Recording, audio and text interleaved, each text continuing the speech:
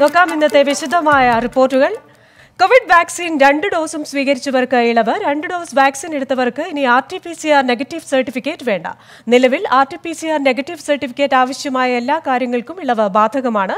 Negative സർട്ടിഫിക്കറ്റിന് പകരം vaccination certificate ഹാജരാക്കിയാൽ മതി. ഇതര സംസ്ഥാനങ്ങളിൽ നിന്ന് കേരളത്തിലേക്ക് വരുന്നവർക്കും ഇളവ് ബാധകമാണ്.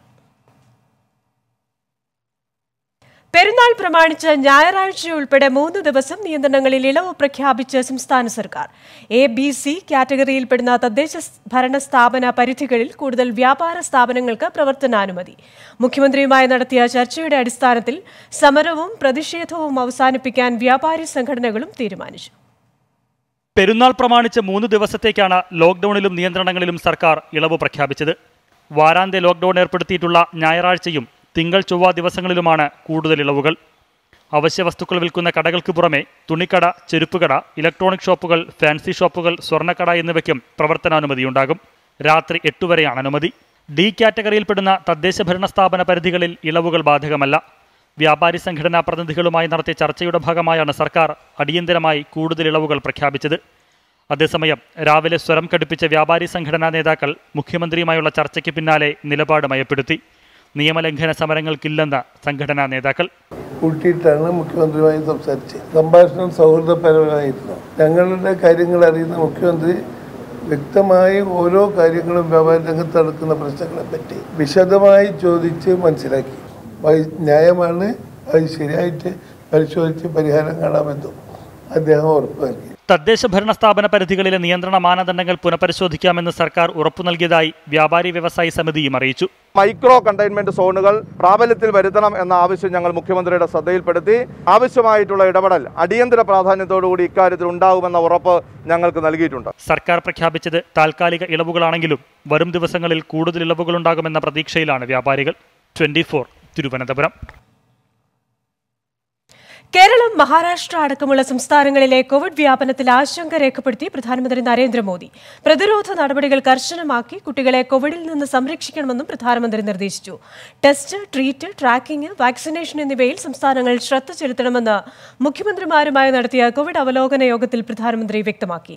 രോഗികൾ കൂടുതലുള്ള മേഖലയെ മൈക്രോ കണ്ടെയ്ൻമെന്റ് സോണാക്കി പ്രതിരോധിക്കാനുള്ള നിർദ്ദേശവും നൽകി.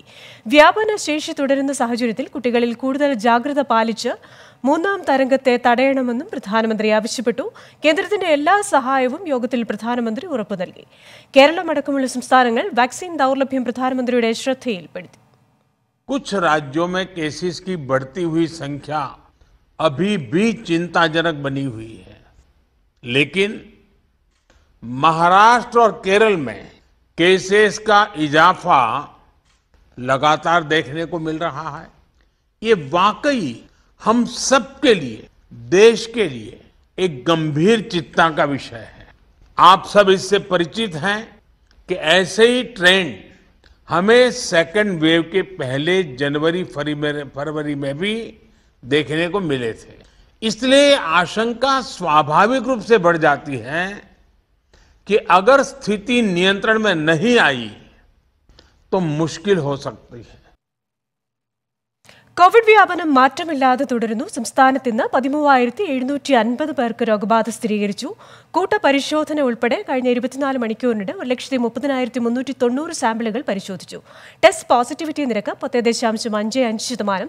സംസ്ഥാനത്ത് ചികിത്സയിലുള്ളവരുടെ എണ്ണം 1,21,944 കോഴിക്കോട്, മലപ്പുറം, തൃശൂർ, എറണാകുളം, കൊല്ലം, തിരുവനന്തപുരം ജില്ലകളിൽ 1000-ന് മുകളിൽ പുതിയ രോഗികളുണ്ട്. 130 മരണങ്ങൾ കോവിഡ് പട്ടികയിൽ ഉൾപ്പെടുത്തി.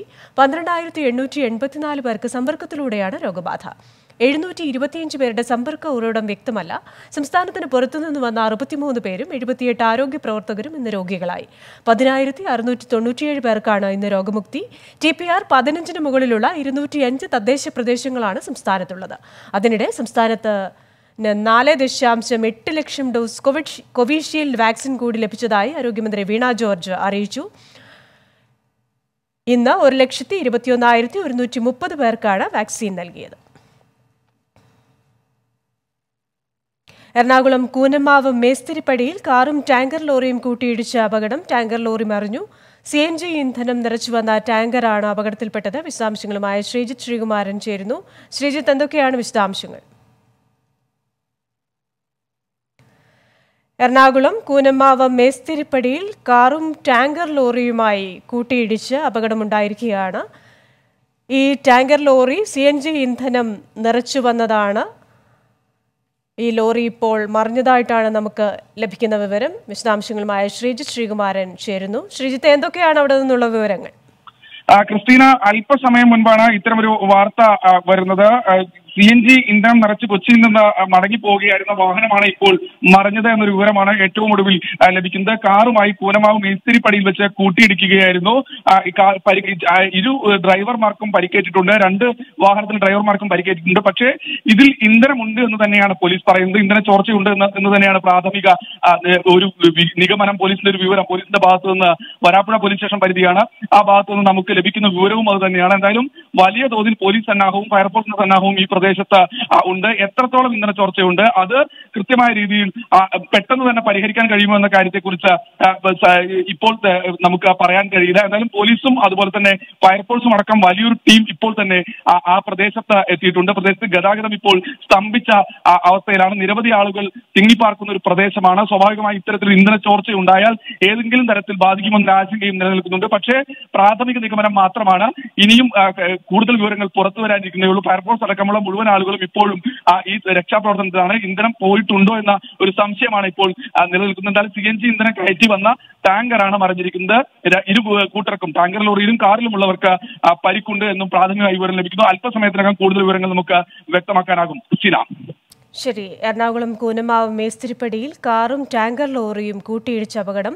ഇന്ധന ചോർച്ച ഉണ്ടായി എന്നാണ് പ്രാഥമിക നിഗമനം. പോലീസും ഫയർഫോഴ്സും സ്ഥലത്തെത്തിയിട്ടുണ്ട്. വരും മണിക്കൂറുകളിൽ കൂടുതൽ വിവരങ്ങൾ നൽകുമെന്നാണ് ശ്രീജിത്ത് ശ്രീകുമാരൻ റിപ്പോർട്ട് ചെയ്യുന്നത്. സംസ്ഥാനത്ത് സ്ത്രീധന നിരോധന ചട്ടങ്ങളിൽ ഭേദഗതി വരുത്തി സർക്കാർ എല്ലാ ജില്ലകളിലും ഡൌറി പ്രൊഹിബിഷൻ ഓഫീസർമാരെ നിശ്ചയിച്ചു. സ്ത്രീധനം വാങ്ങില്ലെന്ന് ഉറപ്പു നൽകുന്നവർക്ക് മാത്രമേ സർവകലാശാലകളിൽ പ്രവേശനം നൽകാവൂവെന്ന് ഗവർണറുടെ നിർദ്ദേശം. സംസ്ഥാനത്ത് സ്ത്രീധനത്തെ ചൊല്ലിയുള്ള അതിക്രമങ്ങൾ വർദ്ധിച്ചുവരുന്ന സാഹചര്യത്തിലാണ് സ്ത്രീധനത്തിനെതിരെ കർശന നടപടികളുമായി സർക്കാർ മുന്നോട്ട് നീങ്ങുന്നത്. എല്ലാ ജില്ലകളിലും ഡൌറി പ്രൊഹിബിഷൻ ഓഫീസർമാരെ നിശ്ചയിച്ചതായി മന്ത്രി വീണ ജോർജ് അറിയിച്ചു. വനിതാ ശിശുവികസന വകുപ്പ് ഡയറക്ടറെ ചീഫ് ഡൌറി പ്രൊഹിബിഷൻ ഓഫീസറായും നിയമിച്ചു. തിരുവനന്തപുരം, എറണാകുളം, കോഴിക്കോട് എന്നീ മേഖലാ ഓഫീസുകളിൽ മാത്രമുണ്ടായിരുന്ന ഡൌറി പ്രൊഹിബിഷൻ ഓഫീസർ തസ്തികയാണിപ്പോൾ 14 ജില്ലകളിലും വ്യാപിപ്പിച്ചത്. സർവകലാശാലകളിൽ പഠനത്തിനെത്തുന്ന വിദ്യാർത്ഥികളിൽ നിന്ന് സ്ത്രീധനം വാങ്ങില്ലെന്ന ബോണ്ട് എഴുതി വാങ്ങും. ഗവർണർ വിളിച്ചു ചേർത്ത വൈസ് ചാൻസലർമാരുടെ യോഗത്തിലാണ് തീരുമാനം. That honorable vice chancellors suggested that not only at the time of the degree, before giving the degree, the student must be asked to sign a bond, but at the time of the admission, parents should also be asked to sign a bond. And all those who are being appointed in the university, they should also be asked to sign a bond. സ്ത്രീധനം സ്ത്രീ വിഷയം മാത്രമല്ല, മാനുഷിക പ്രശ്നമാണെന്നും governor Arif Muhammad Khan പറഞ്ഞു. 24 തിരുവനന്തപുരം. സ്വർണ്ണക്കടത്ത് കേസിൽ മുഖ്യപ്രതി സ്വപ്ന സുരേഷിനെതിരെ NIA, സ്വപ്നയ്ക്കെതിരായ UAPA വകുപ്പുകൾ നിലനിൽക്കുമെന്ന് NIA ഹൈക്കോടതിയിൽ വ്യക്തമാക്കി. സ്വപ്നയുടെ ജാമ്യാപേക്ഷ എതിർത്തുകൊണ്ടുള്ള സത്യവാങ്മൂലത്തിലാണ് NIA ഇക്കാര്യം വ്യക്തമാക്കിയിരിക്കുന്നത്. രാജ്യത്തിന്റെ സാമ്പത്തിക സുരക്ഷ അപകടത്തിലാക്കുന്ന കള്ളക്കടത്ത് തീവ്രവാദ പ്രവർത്തനമായി കണക്കാക്കാമെന്നാണ് NIA സത്യവാങ്മൂലത്തിൽ പറയുന്നത്.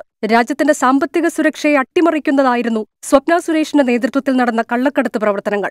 UAEക്ക് പുറമെ മറ്റ് ഗൾഫ് രാജ്യങ്ങളിൽ നിന്നും കള്ളക്കടത്ത് നടത്താൻ സ്വപ്ന പദ്ധതിയിട്ടിരുന്നു. ഇതിനായി പ്രത്യേക സംഘമുണ്ടാക്കി പ്രവർത്തിച്ചതായും സത്യവാങ്മൂലത്തിൽ NIA വ്യക്തമാക്കുന്നു. രാജ്യത്തിനകത്തും പുറത്തും ഉന്നത ബന്ധങ്ങളുള്ള സ്വപ്ന സുരേഷിന് ജാമ്യം നൽകിയാൽ അന്വേഷണത്തെ സ്വാധീനിക്കാൻ സാധ്യതയുണ്ടെന്നും NIA ചൂണ്ടിക്കാട്ടുന്നു. അതേസമയം സ്വപ്ന സുരേഷിന്റെ ജാമ്യാപേക്ഷ പരിഗണിക്കുന്നത് ഹൈക്കോടതി ഈ മാസം 29 മാറ്റി.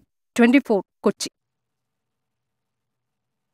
ബിനീഷ് കോടിയേരി ഉൾപ്പെട്ട കള്ളപ്പണം വെളുപ്പിക്കൽ ഇടപാടിൽ വിദേശികൾ അടങ്ങുന്ന വലിയ റാക്കറ്റിന് പങ്കുണ്ടെന്ന് എൻഫോഴ്സ്മെന്റ് ഡയറക്ടറേറ്റ്. മയക്കുമരുന്ന് കേസിനെ മാത്രം ആസ്പദമാക്കിയല്ല തങ്ങൾ കേസെടുത്തതെന്നും ED ബംഗളൂരു ഹൈക്കോടതിയെ അറിയിച്ചു. നാർക്കോട്ടിക്സ് കൺട്രോൾ ബ്യൂറോയും പോലീസും എടുത്ത 14ഓളം കേസുകളും തങ്ങളുടെ കേസിന് ആസ്പദമായതായും ED വ്യക്തമാക്കുന്നു.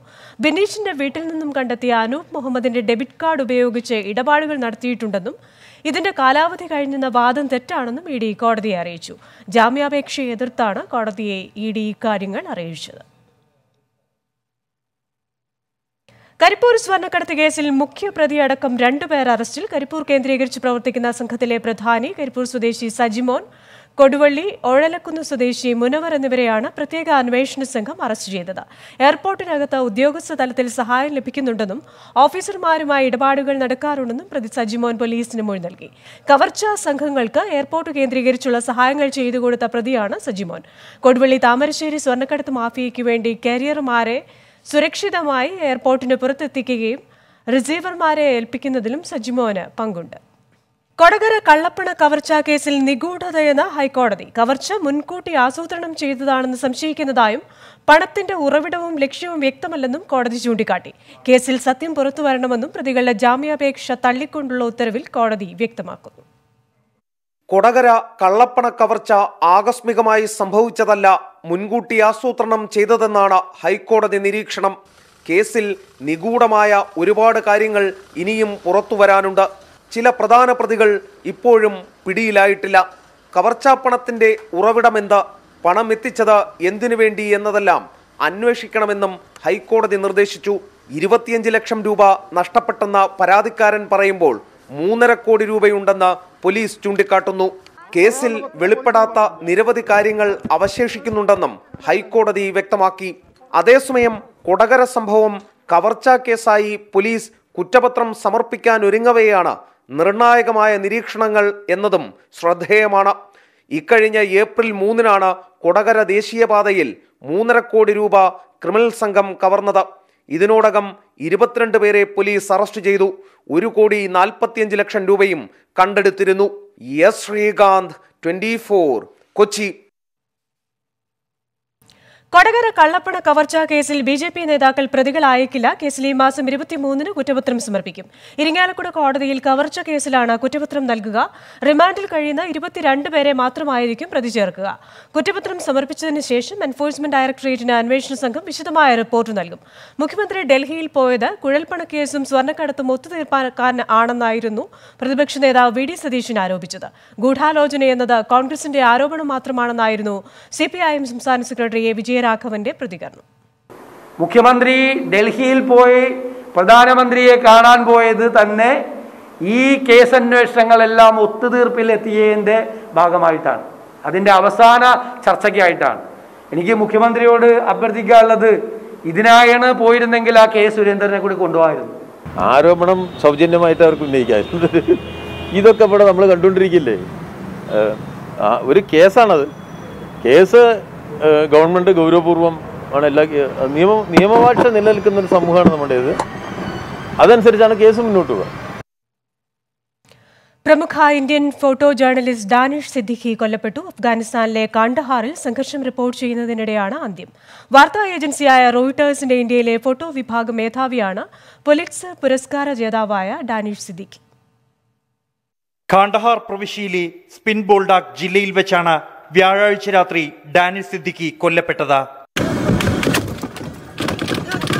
പാക് അഫ്ഗാൻ അതിർത്തിയിൽ അഫ്ഗാൻ പ്രത്യേക സേനയും താലിബാനും തമ്മിലുള്ള സംഘർഷം റിപ്പോർട്ട് ചെയ്യാനായി കഴിഞ്ഞയാഴ്ചയാണ് അദ്ദേഹത്തിന്റെ നേതൃത്വത്തിലുള്ള സംഘം മേഖലയിലെത്തിയത്. സംഘർഷത്തിനിടെ ഡാനിഷ് സിദ്ദിഖിക്ക് വെടിയേൽക്കുകയായിരുന്നു. സംഘർഷഭൂമിയിലെ പ്രത്യേക സേനയുടെ ദൗത്യത്തെക്കുറിച്ച് കഴിഞ്ഞ ദിവസം ഡാനിഷ് റിപ്പോർട്ട് ചെയ്തിരുന്നു. 2015-ൽ നേപ്പാൾ ഭൂകമ്പം, റോഹിംഗ്യൻ കൂട്ടക്കൊല, പലായനം, പൗരത്വ നിയമ പ്രതിഷേധം, ഡൽഹി കലാപം, ലോക്ക്ഡൌണിന് ശേഷമുള്ള മഹാപലായനം, കോവിഡ് 2ാം തരംഗം എന്നിങ്ങനെ കഴിഞ്ഞ ഒരു പതിറ്റാണ്ടിൽ ലോകം കണ്ട ദുരന്ത സംഘർഷഭൂമികളുടെ തീക്ഷണത ലോകമറിഞ്ഞത് ഡാനിഷിന്റെ ക്യാമറ കണ്ണുകളിലൂടെയാണ്. റോഹിംഗ്യൻ അഭയാർത്ഥി ദുരന്തങ്ങളുടെ ചിത്രങ്ങൾക്കാണ് 2018-ൽ അദ്ദേഹത്തിന് പുലിറ്റ്സർ പുരസ്കാരം ലഭിച്ചത്. 24, ഡൽഹി. ISRO ചാരക്കേസ് ഗൂഢാലോചനയിൽ പ്രതികളുടെ അറസ്റ്റ് സാധ്യത തള്ളാതെ CBI നിലപാടറിയിച്ചത് സിബി മാത്യൂസിന്റെ മുൻകൂർ ജാമ്യ ഹർജി പരിഗണിക്കുമ്പോൾ. ചാരക്കേസിന്റെ മുൻകാല കേസ് ഡയറികളും ജയിൽ കമ്മിറ്റി റിപ്പോർട്ടുകളും മുദ്രവച്ച കവറിൽ കോടതിക്ക് കൈമാറി. എല്ലാ നിയമസഭാ മണ്ഡലങ്ങളിലും ഓഗസ്റ്റ് 14 മുതൽ ഓണച്ചന്തകൾ തുടങ്ങുമെന്ന് മന്ത്രി GR അനിൽ. തിരുവനന്തപുരം കേന്ദ്രമാക്കി സപ്ലൈകോ ഓൺലൈൻ വിപണനം ആരംഭിക്കും. ഓണക്കിറ്റിൽ 17 ഇനങ്ങൾ ഉൾപ്പെടുത്തുമെന്നും സംസ്ഥാനത്തെ കർഷകരുടെ ഉൽപ്പന്നങ്ങൾ കൂടി കിറ്റിൽ ഉൾപ്പെടുത്തുമെന്നും മന്ത്രി. കറുകപ്പുത്തൂർ പീഡനക്കേസിൽ പെൺകുട്ടിയെ പാർപ്പിച്ച ലോഡ്ജ് അടച്ചുപൂട്ടാൻ പോലീസ് ശുപാർശ. തൃത്താല പോലീസ് ജില്ലാ കളക്ടർക്ക് റിപ്പോർട്ട് നൽകി. ലോഡ്ജിൽ നിയമവിരുദ്ധ പ്രവർത്തനങ്ങൾ നടന്നെന്ന റിപ്പോർട്ടിൽ പരാമർശം. മഹാരാഷ്ട്രയിൽ ഹെലികോപ്റ്റർ തകർന്ന ഒരു മരണം. NMIMS ഏവിയേഷൻ അക്കാദമിയുടെ ഹെലികോപ്റ്റർ തകർന്നു വീണത് ജൽഗാവിൻ മേഖലയിൽ. രക്ഷാപ്രവർത്തനം പുരോഗമിക്കുന്നു. കർക്കടക മാസ പൂജകൾക്കായി ശബരിമല ക്ഷേത്രനട തുറന്നു. വൈകിട്ട് 5-ന് തന്ത്രി കണ്ഠരര് മഹേഷ് മോഹനരുടെ മുഖ്യ കാർമ്മികത്വത്തിൽ മേൽശാന്തി VK ജയരാജ് പോറ്റി നട തുറന്ന് ദീപങ്ങൾ തെളിയിച്ചു. നാളെ പുലർച്ചെ മുതൽ ഭക്തർക്ക് ദർശനാനുമതി. കനത്ത മഴയിൽ പാളത്തിൽ മണ്ണിടിഞ്ഞ് തടസ്സപ്പെട്ട കൊങ്കൺ പാതയിലെ ഗതാഗതം പുനഃസ്ഥാപിക്കാനായില്ല. പ്രദേശത്ത് ശക്തമായ മഴ തുടരുന്നു. നിരവധി ട്രെയിനുകൾ വഴിതിരിച്ചുവിട്ടു.